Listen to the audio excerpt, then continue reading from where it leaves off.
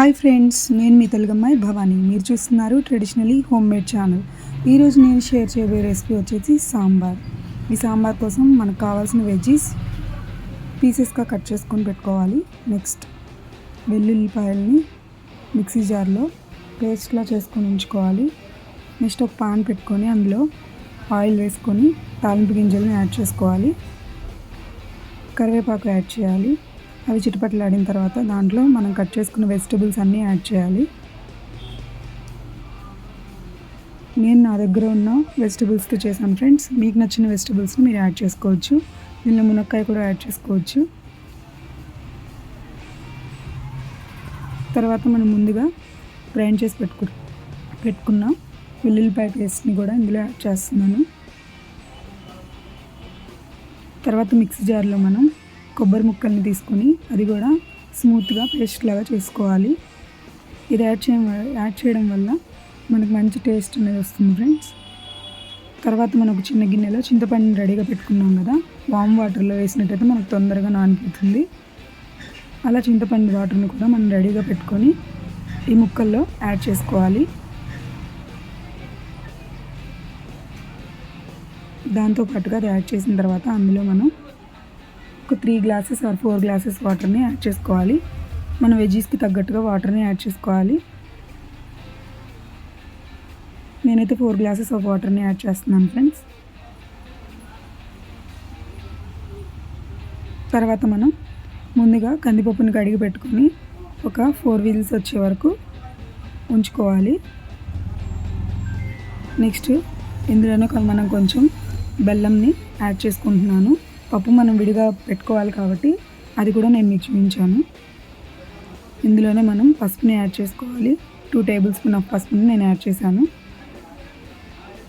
తర్వాత సాల్ట్ని యాడ్ చేస్తున్నాను. మన టేస్ట్కి తగ్గట్టు సాల్ట్ని యాడ్ చేసుకోవాలి. యాడ్ చేసిన తర్వాత చక్కగా మిక్స్ చేసుకోవాలి. మిక్స్ చేసుకొని మూత పెట్టేసి ఒక విజిల్ రానివ్వాలి ఫ్రెండ్స్. ఒక విజిల్ సరిపోతుంది, లేకపోతే ముక్కలు బాగా మెత్తగా అయిపోతాయి. పప్పు అయితే ఉడికిపోయింది ఫ్రెండ్స్. దీన్ని బాగా మెత్తగా పేస్ట్ లాగా అయ్యే వరకు చక్కగా మిక్స్ చేసుకోవాలి. మిక్స్ చేసుకొని దీన్ని పక్కన పెట్టుకొని ఉంచుకోవాలి. స్మూత్గా పేస్ట్ లాగా చక్కగా మిక్స్ చేసుకోవాలి. నేనైతే ఇడ్లీలోకి చేస్తున్నాను కాబట్టి ఇడ్లీని కూడా వేసేసి రెడీగా పెట్టుకుంటున్నాను. కుక్కర్ అయితే మూత పెట్టేసి చక్కగా ఒక విజిల్ వస్తుంది.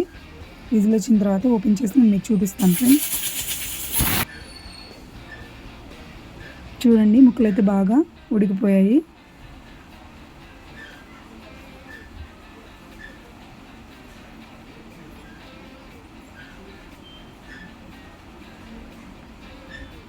నెక్స్ట్ ఇందులోనే మనం ముందుగా ప్రిపేర్ చేసి పెట్టుకున్న దాల్ స్మూత్ పేస్ట్ని ఇందులో యాడ్ చేస్తున్నాను.